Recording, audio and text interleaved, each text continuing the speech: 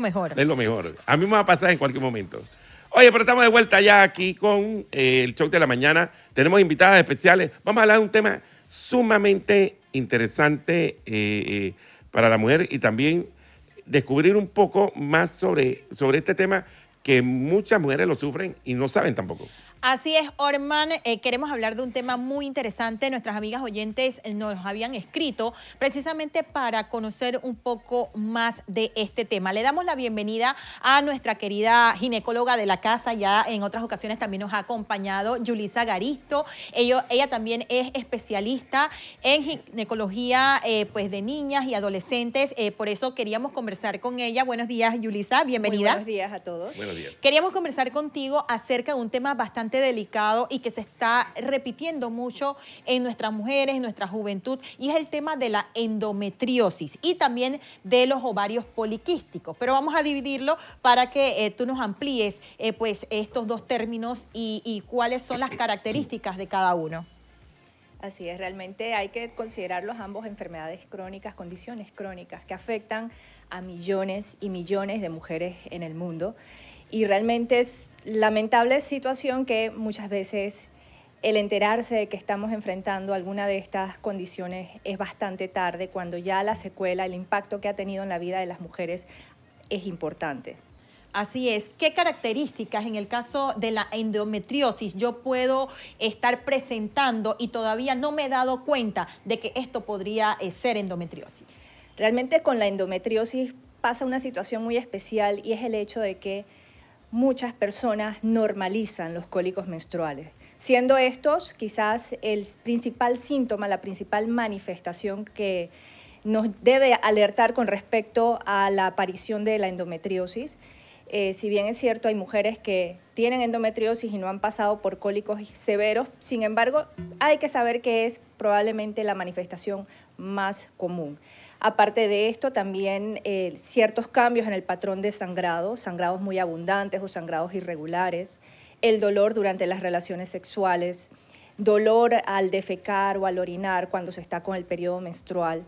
Y en sí, probablemente, pues como mencioné, la alerta principal van a ser los cólicos menstruales incapacitantes. Eso es el principal motivo de alerta para una mujer o para sus familiares. Cuando menciona cólico incapacitante, es decir, que no se me quita este dolor o esta molestia con solo tomarme pues una pastilla para los cólicos. Es algo que no puedo levantarme, que no puedo ir o a la escuela o en el peor de los casos a trabajar. Así es.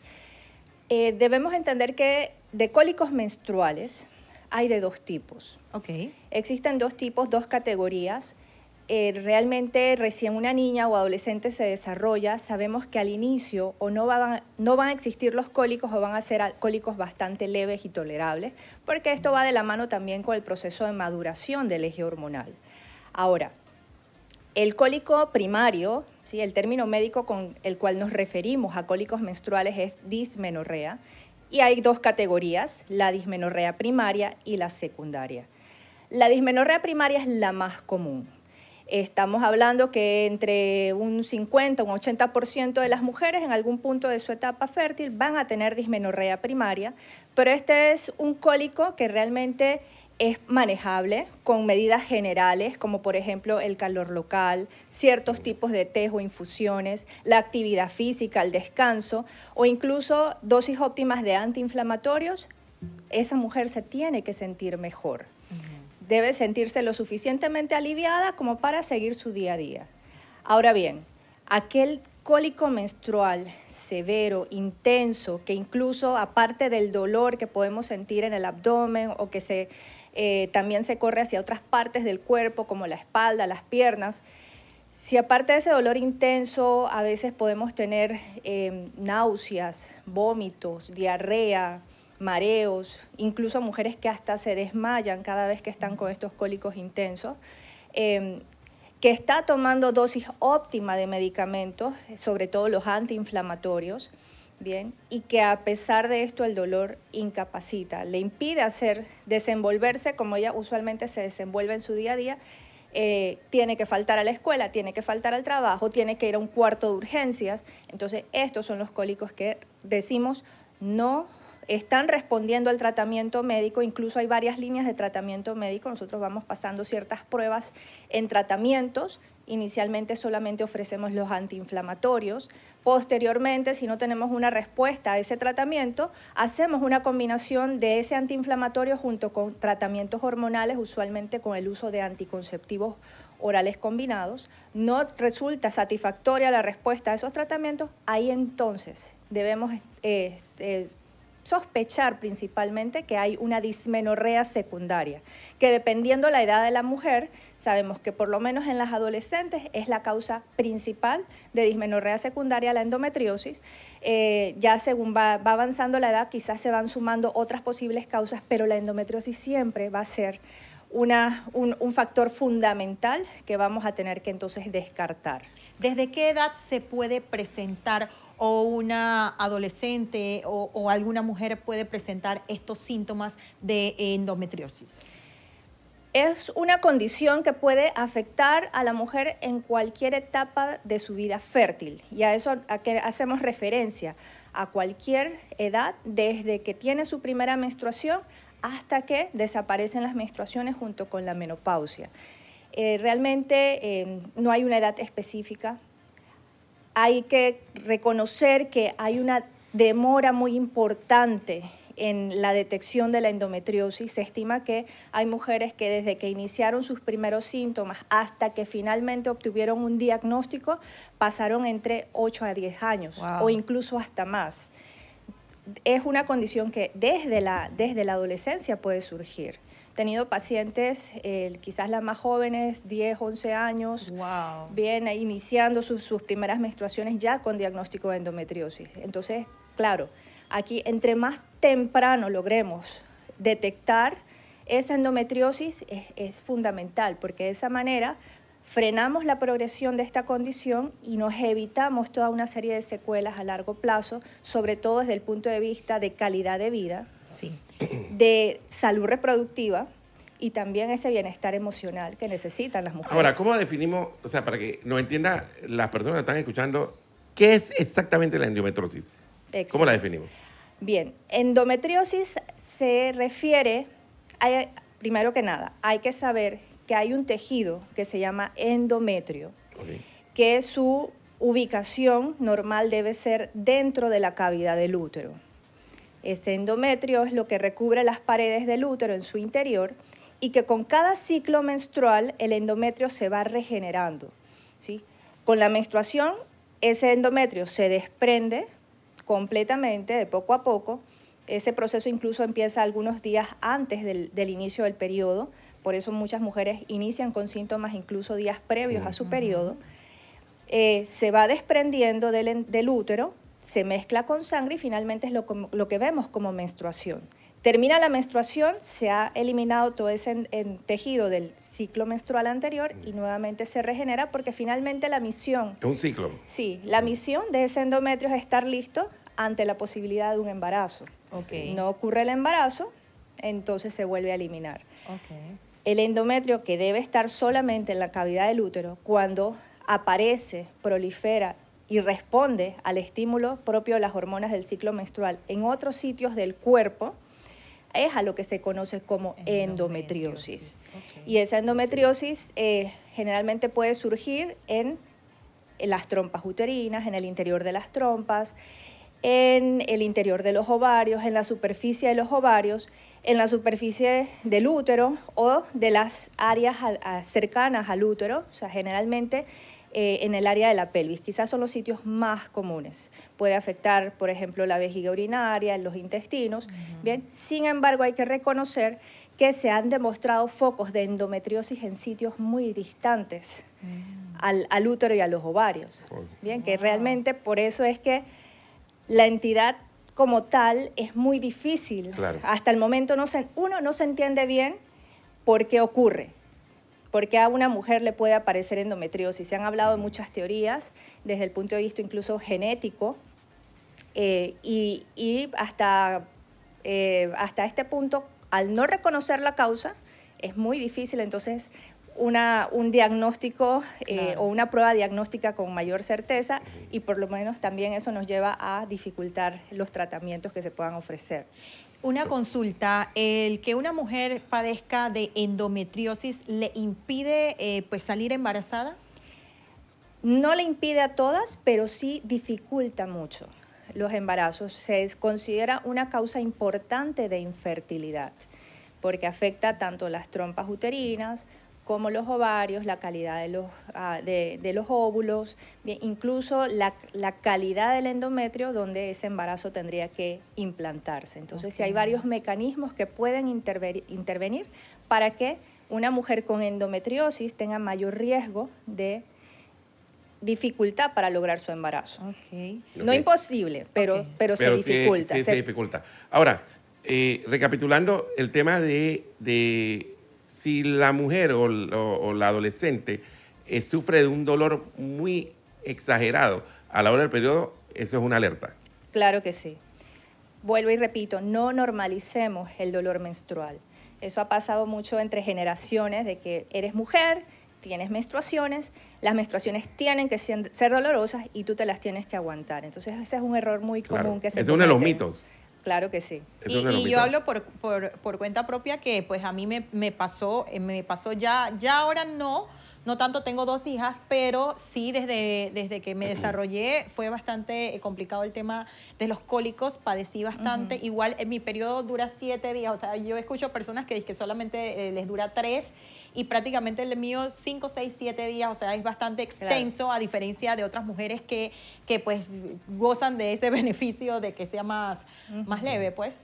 Sí, claro, y es un error muy común decir, es que yo prefiero aguantarme el dolor. Sí. O también personas o mamás incluso, que dicen, es que yo no quiero darles medicamentos, o las mismas mujeres, yo no quiero tomar medicamentos porque entonces mi cuerpo se va a acostumbrar a los medicamentos. Claro. Entonces es un mito que enfrentamos y claro que eso nos dificulta mucho ahí el abordaje de Esto también entonces produce exceso de sangrado.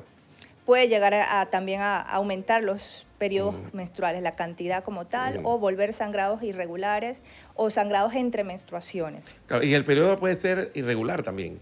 No afecta la frecuencia del periodo realmente como tal, pero sí podemos a veces notar sangrados entre menstruaciones. ¿Sí? Muy interesante, pues lo que hemos conocido hoy con la doctora Yulisa Garisto acerca de este tema que preocupa, porque si bien es cierto, Orban y amigos oyentes, si escuchan, no tiene una edad específica. Puede ser una niña iniciando su etapa pues de desarrollo, así como puede ser una mujer adulta como yo, que tiene 40 años, que no ha presentado ningún síntoma, pero puede aparecer en cualquier momento. Entonces creo que es interesante que apenas veamos alguna de estas alertas, como los ha mencionado la doctora, que vayamos a nuestra ginecóloga o nuestro ginecólogo para una revisión, porque no es normal entonces estar padeciendo estos dolores constantes. Por otro lado, también queríamos hablar de los ovarios poliquísticos, que ahora es muy común también. De repente no sé si es que antes no se detectaba pues con tanta vehemencia como ahora, porque ahora es común decir o sufro de endometriosis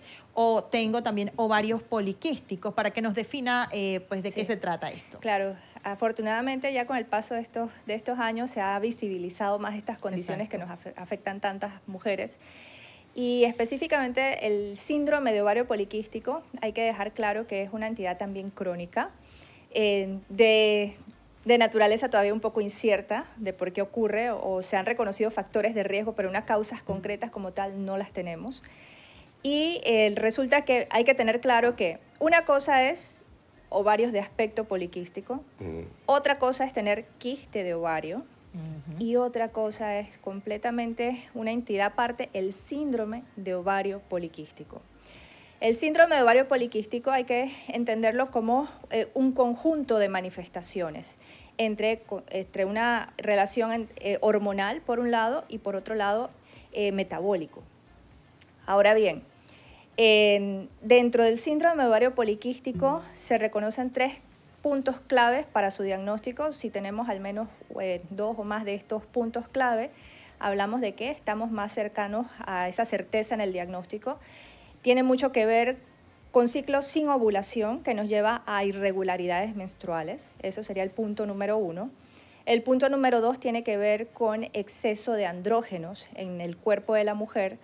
Y andrógenos es el grupo de hormonas masculinas que las mujeres también tenemos, pero que debe ser una proporción equilibrada, y cuando hay una producción en exceso de estas hormonas, entonces físicamente se puede manifestar como brotes importantes de acné que son de difícil manejo por los tratamientos dermatológicos. Podemos tener caída de cabello en zonas donde generalmente inicia la calvicie en los hombres. También puede estar acompañado de algo que se conoce como hirsutismo. Hirsutismo que es aumento del vello, pero generalmente en áreas donde le crece a los hombres. Okay. Aparte de estas manifestaciones físicas, también podemos tener alteraciones en los niveles de los andrógenos en los exámenes de sangre. Y como tercer punto importante es el aspecto de los ovarios por medio de ultrasonido. Okay.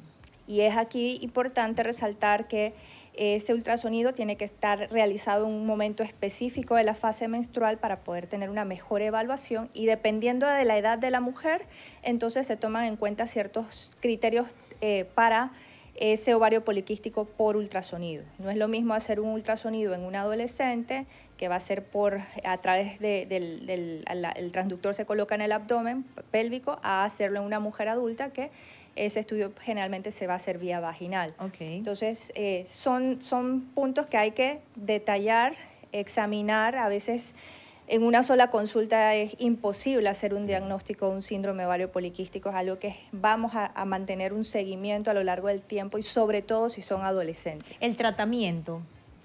El tratamiento del síndrome de ovario poliquístico, partimos del hecho de que hasta el momento no tenemos un tratamiento curativo. Yo no tengo la posibilidad de ofrecerle a mis pacientes, mira, este tratamiento lo vas a iniciar, lo vas a terminar en tanto tiempo, y ya después de esto ya no vas a tener síndrome ovario poliquístico. No, eso hasta el momento, con esto no contamos. Ahora, el síndrome ovario poliquístico se controla. Okay. Bien, y controlamos en base a los síntomas que más pueden estar manifestándose en esa mujer. Si ella tiene irregularidades menstruales, entonces vamos contra eso. Si tiene, por ejemplo, el exceso de andrógeno está impactando desde el punto de vista de su piel en cuanto a acné, en cuanto a aumento del vello, entonces la línea de medicamentos la vamos a ofrecer, a enfocar en esto. Y antes que cualquier línea de medicamentos, muchas veces el paso número 1, que va a ser primordial, va a ser mejorar el estilo de vida. Okay. Sí, desde el punto de vista de mantener un porcentaje de grasa corporal adecuado en base a un peso normal, y también la actividad física regular. Esa combinación es lo que nosotros reconocemos como estilo de vida saludable, y muchas mujeres con ese paso inicial y ver mejoría en su peso, muchas veces se controlan los síntomas y mejora sin necesidad incluso de tener que dar medicamentos. Es un tema hormonal, entonces. Es un tema entre hormonal y metabólico, y entender también que el manejo no es exclusivo de los ginecólogos. Realmente, así también como la endometriosis, el síndrome de ovario poliquístico requiere de un manejo en equipo. Sí, un manejo multidisciplinario. En general va a ser con el apoyo de endocrinología, de nutrición, incluso de psicología muchas veces. Claro. Así es que se necesita ese abordaje en conjunto. Interesante, doctora, para que nos diga entonces cómo los amigos oyentes que están, las amigas oyentes que están interesadas en contactarla o conocer más, si tienen alguna pregunta, o por qué no, atenderse incluso con usted porque están padeciendo esta o cualquier otra situación, ¿cómo pueden contactarla? Sí, me podrían contactar a través de las redes sociales. Mi cuenta de Instagram es doctora Garisto, y ofrezco atención en el Hospital de Panama Clinic y también en el Hospital Santa Fe. Así es, muchas gracias a la doctora ginecóloga Yulisa Garisto por ampliarnos estas definiciones pues acerca de lo que es la endometriosis y también ovarios poliquísticos. Ya lo sabe, si usted presenta alguna de las condiciones que la doctora pues ha manifestado en esta entrevista, pues lo mejor, como siempre, es no irnos a Mr. Google porque... no, y ahora inteligencia artificial. No, ahora es que tengo esto en el chat, ¿cómo es el GPT? Exacto. No, señores, usted mejor acuda ante los galenos, los doctores, que son realmente los que han estudiado y los que saben cómo proceder en este tipo de casos. Creo que aquí lo importante es destacar algo que dijo la doctora, que es sumamente importante, el tema del dolor. O sea, yo tengo hermana, tengo hija, tengo amigas, y siempre se ha dicho, y he visto estos casos de que quedan en cama. Sí. Pero es normal. Es normal porque desde pequeño te dijeron, no, es que los cólicos son un dolor intenso y la gente se aguanta el dolor tomando pastillas, pueden pasar en cama 3 días sin saber que pueden tener algo adicional que le está causando ese dolor. Creo que eso es lo más importante, porque eso ha sido un mito. De la mujer cuando sufre de cólico va a sufrir dolor. Es correcto. Así que bueno, ya saben dónde contactar a la doctora. Nos vamos a una pausa, en breve regresamos con más.